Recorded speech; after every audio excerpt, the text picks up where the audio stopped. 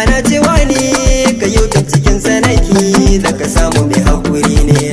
Duniya tumbi na giwa daga binta budurwar wawa da ayi riga kowa da irin da zani na hanga da gefe na ganga. Waɗansu na waken burga waɗansu na doka ganga wasu ko kiwo a raga.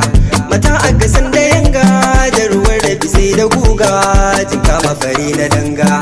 Tafi san mace mai wushirya murmushinta na kore jinya. Ranar biki aka buɗa auren yanzu na da tsada in yi waka ya fi gwanda. Harshe na kusa da ganda da zaki karar ta ganda in an hambaɗe a canda. Toro ya fi gane sanda da ce ko a bar wasu da a yanzu an daina gada. An yi da al'ada yanzu da iyayen mu na ɗazu. Yara kan wasa na langa mutum da ke addasa ga masu ke furta na jinaga.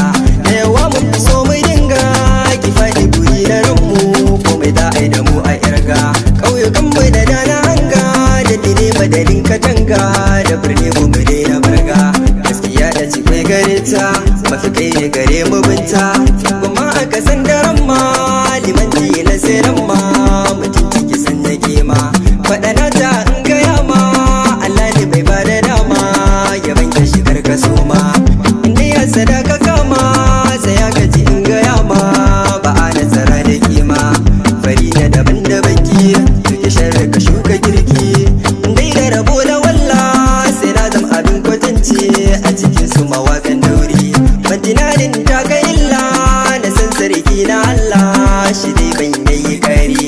Allah shirya mai hasadar mu marashin san ci gaban mu kare mu da duka shari. A jikina akwai kuzari inda mai duhu da nuri na damke kalikina.